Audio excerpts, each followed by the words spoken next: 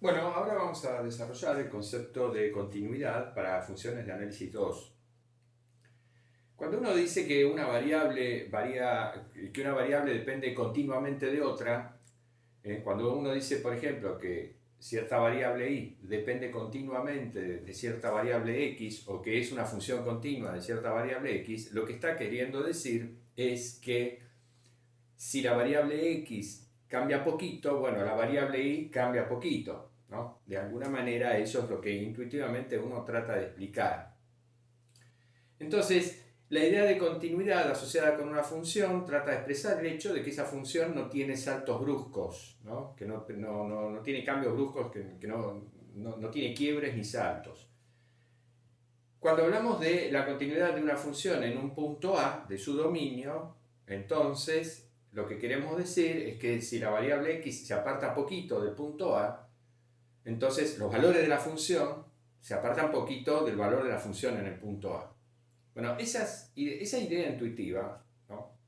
Se formaliza a través del concepto de límite. Entonces, la definición de continuidad para una función de análisis 2 es una generalización automática de la misma definición que ustedes vieron para funciones en análisis 1. Una función f, definida en un dominio abierto D del espacio Rn y con valores en Rm, se dice continua en cierto punto A de su dominio cuando se cumple este límite. El límite de los valores de la función en el punto A existe y resulta ser igual al valor de la función en el punto A. Entonces, esta es la definición formal de continuidad de una función en un punto de su dominio.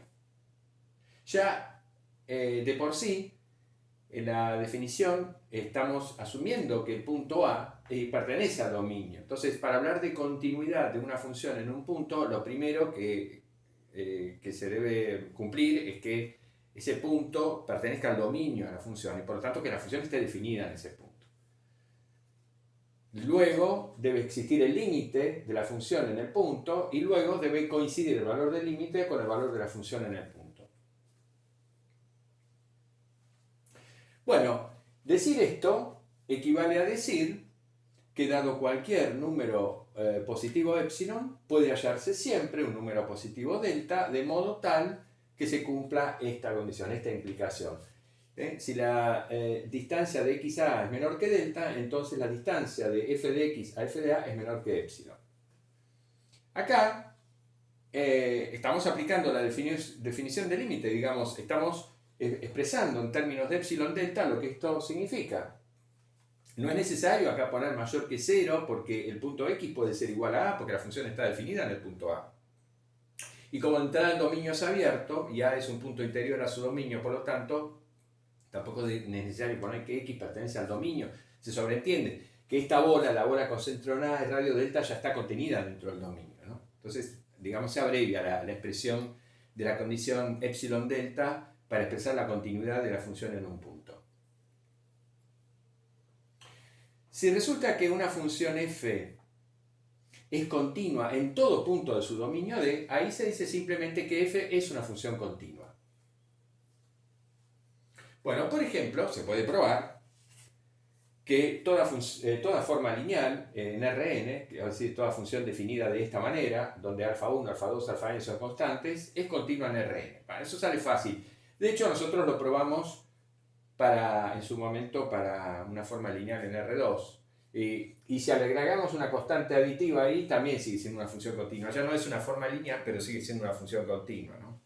También se puede probar que toda forma cuadrática, Q de Rn a R, es una función continua. Es continua en todo el plano Rn. Y en general, todo polinomio, toda función polinómica de n variables, resulta ser una función continua. Eso se puede probar, no lo vamos a hacer, pero se puede probar. Y también toda transformación lineal de Rn a Rm es una función continua. Este es un ejercicio interesante, probar este hecho. Después lo vamos a escribir. Bien, entonces hay que observar lo siguiente. En esta definición, n y m son números naturales cualesquiera. O sea, n puede ser 1, m también puede ser 1. Lo cual significa que esta definición expresa la continuidad de cualquier función de Rn a Rm, digamos, una función de análisis 1 o de análisis 2. Esto puede ser un campo escalar o puede ser un campo vectorial, en fin. Digamos, esta definición es completamente general.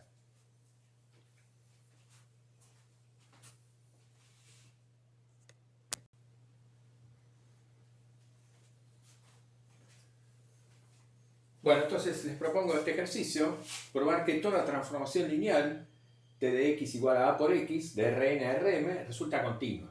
Es decir, acá A es una matriz fija n por m. Y entonces, esta función así definida es una transformación lineal de Rn a Rm. Toda transformación lineal de Rn a Rm tiene esta forma. Bueno, hay que probar que siempre esto es una función continua. Bueno, y después tenemos acá algunas propiedades de las funciones continuas. La primera tiene que ver con la relación de continuidad entre una función con valores vectoriales y sus funciones coordenadas. Entonces, esta proposición que me dice que una función vectorial f, que tiene estas funciones coordenadas, definida en un dominio abierto D de Rn con valores en Rm, es continua en cierto punto A de su dominio si y solo si cada función coordenada f sub i es continua en dicho punto. Es decir, esta función vectorial es continua en un punto A si y solo si cada uno de estos campos escalares es también continuo en el punto A. La demostración queda como ejercicio y es muy fácil utilizando el teorema que sí demostramos en su momento sobre el límite de funciones con valores vectoriales. Nosotros demostramos que el límite de una función con valores vectoriales resulta ser igual al vector cuyas coordenadas son los límites de las funciones coordenadas de f, ¿no? Bueno, usando ese teorema, esto es inmediato, digamos. Pero bueno, hay que escribirlo, ¿no? Hay que escribir esa demostración. Y acá tenemos un teorema sobre álgebra de funciones continuas. Supongamos que f y g son dos funciones continuas, ambas definidas en un dominio abierto D de Rn, ambas con valores en Rm. Son funciones continuas, decimos, en un punto A, en un cierto punto A del dominio. Entonces, las funciones, bueno, toda combinación lineal, acá alfa y beta son constantes reales, toda combinación lineal de f y g, el producto de f por g, digamos acá si m es más grande que 1, esto es el producto escalar. Si m es igual a 1, este es el producto usual, ¿no? Entre dos campos escalares. Y el cociente de f sobre g, esto obviamente solamente tiene sentido cuando m es igual a 1. Entonces cuando f y g son ambos campos escalares y cuando g enano se anula. Bueno, estas tres funciones son continuas en el punto A, ¿tá? Si dos funciones son continuas en un punto, toda combinación lineal de ellas es continua en el punto, el producto entre ellas es continuo en el punto y el cociente, si está definido, entre ellas también es una función continua en el punto. Obviamente, si esto vale en un punto, también vale para funciones continuas en todo el dominio. Si acá decimos que f y g son funciones continuas directamente, sin aclarar nada sobre el punto A, estamos diciendo que son continuas en todo el dominio. Y entonces, bueno, toda combinación lineal de ellas va a ser una función continua en todo el dominio, lo mismo que este producto escalar y lo mismo que este cociente si está definido.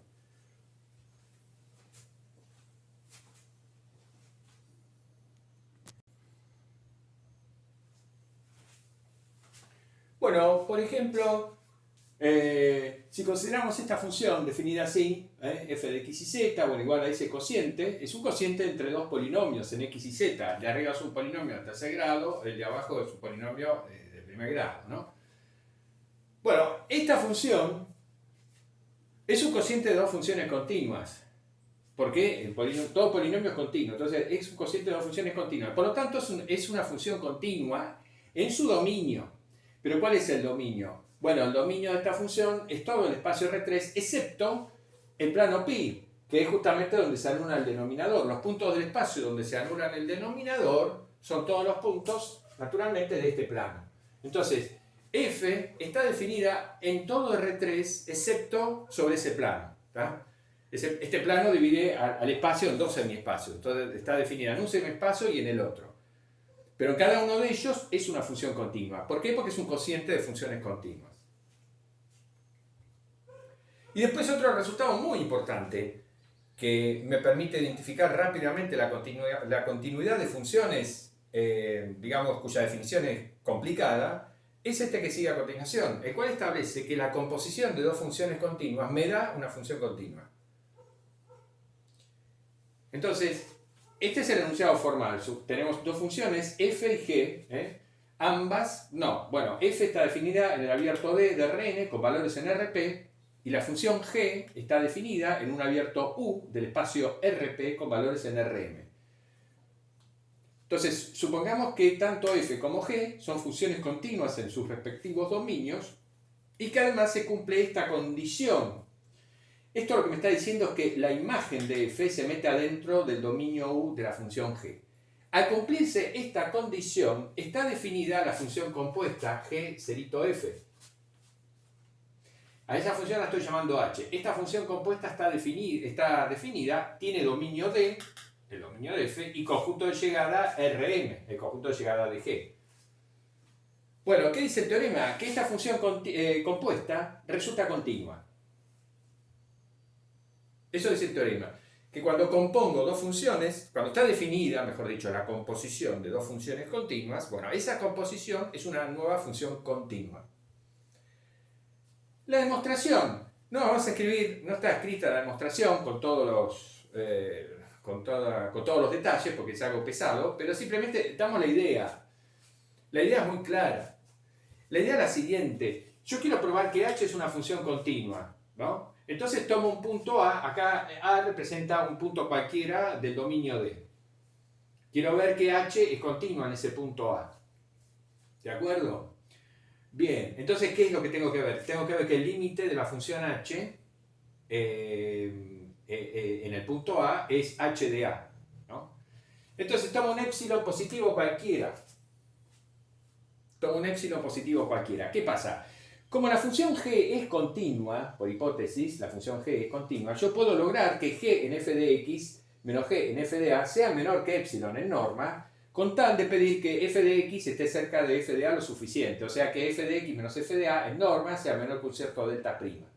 ¿Estamos? Está la norma en Rm y está la norma en Rp, pero por continuidad de la función g vale esta implicación. Yo puedo encontrar un delta prima para el cual se cumpla esto. Y como f es continua a su vez en el punto A, porque estamos diciendo que tanto g como f son continuas, entonces como f es continua en el punto A, entonces puedo hallar un delta tal que si x menos a en norma es menor que delta, esta norma está en Rn, entonces se cumple esto. En definitiva, dado este épsilon, yo puedo encontrar un delta de modo tal de que si la norma de x menos a es menor que delta, entonces pasa esto y entonces pasa esto.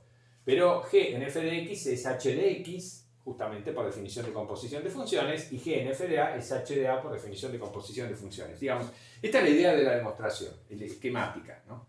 que muestra que la función h es continua. ¿Tá? Entonces, insisto, uno tiene que escribirlo mejor esto, pero esta es la idea.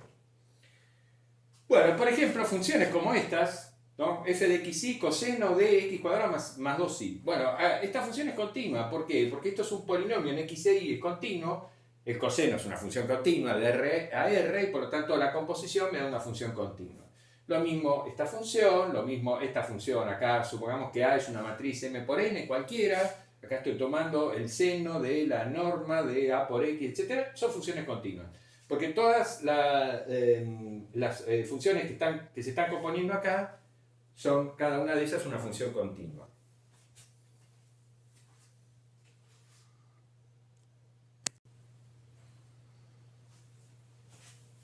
Bueno, vamos a concluir con dos ejemplos donde van a aparecer dos tipos de discontinuidad.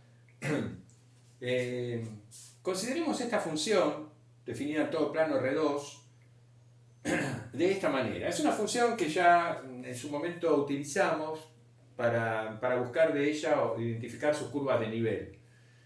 F de xy está definida de esta manera, en todo punto de xy distinto del origen, y está definida como 0 en el origen. Está definida entonces en todo plano. Porque, digamos, yo la estoy definiendo en todo R2. Entonces la pregunta es si esta función, así definida, es continua en R2. ¿Es continua en todo R2? Bueno, entonces uno dice, si yo tomo cualquier punto que no sea el origen, fuera del origen, en R2 asterisco, la función f está definida como este cociente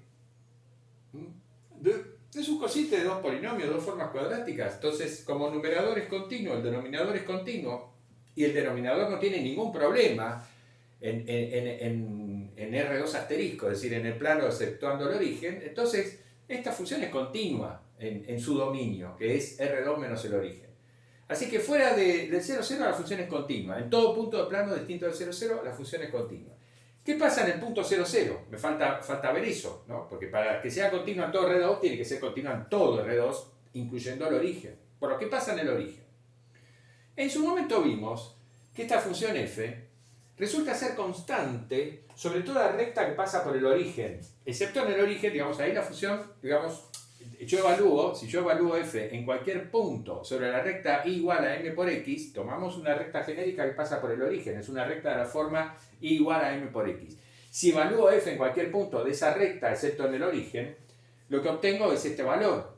F en x mx está dada así, porque reemplazamos acá y por mx y nos queda eso. Se cancela x cuadrado, arriba, abajo, etc. Nos queda eso.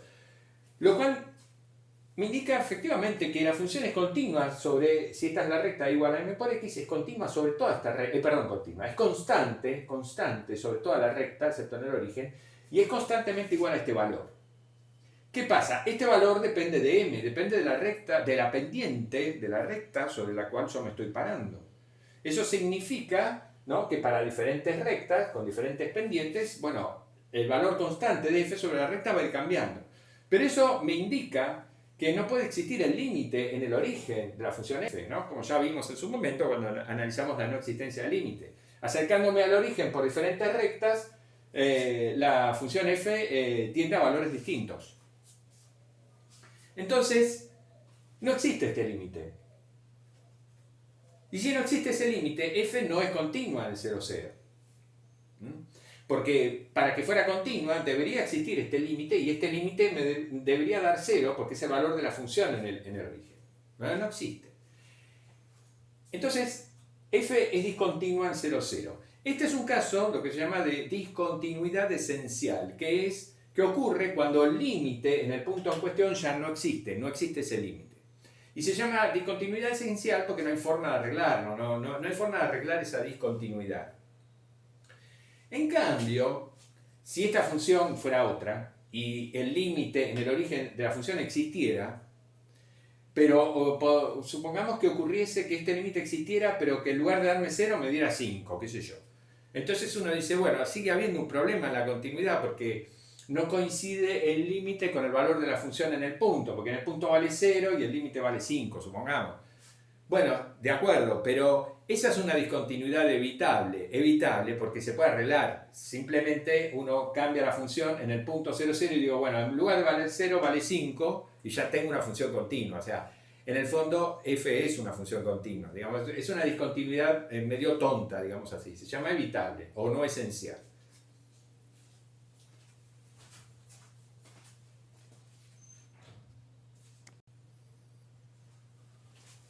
Bueno, y como segundo ejemplo, vamos a considerar la función definida en todo el plano menos en el origen de esta manera. La pregunta es si se puede definir a f en el origen, no está definida en el origen, pero yo la puedo definir en el origen de alguna forma para convertir a f en una función continua en todo el plano R2. F, el dominio inicial de f es todo el plano menos el origen. Y en este dominio esta función es continua, no tiene ningún problema. Entonces nos preguntamos si podemos extender f a todo el plano en forma continua. Esa sería la pregunta. Bueno, ¿qué pasa?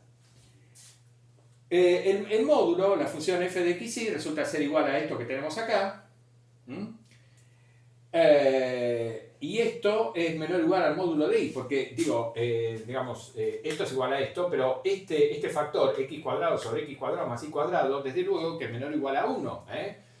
Porque es una fracción en donde el denominador es más grande que el numerador. Ambos positivos, pero el denominador más grande que el numerador. Entonces esto es menor a 1, menor o igual a 1. Entonces esto es menor o igual al módulo de y, el cual a su vez es menor o igual a la norma de xy. Y esto vale para todo xy distinto del origen. Pero entonces esta acotación lo que me está indicando es que el límite en el origen de la función f de x existe y vale 0. Porque esto tiende a 0. Entonces, este límite existe y vale 0. ¿Qué podemos hacer entonces? Muy fácil. Definimos f en el origen como igual a 0. Y ahora sí, f se transforma en una función continua en todo el plano R2. Porque está definida en todo el plano R2, ¿no? Y en el origen, que era el único punto problemático, existe su límite y su límite coincide con el valor de la función. Entonces, es el caso de una discontinuidad evitable. Digamos, en principio, la función tenía una discontinuidad en el origen, en este caso porque directamente el origen no estaba en el dominio de la función. Pero esa discontinuidad resultó ser evitable, porque como existe el límite en el origen, yo puedo definirla en el 0,0 de tal manera que la función sí resulta continua en todo el plano.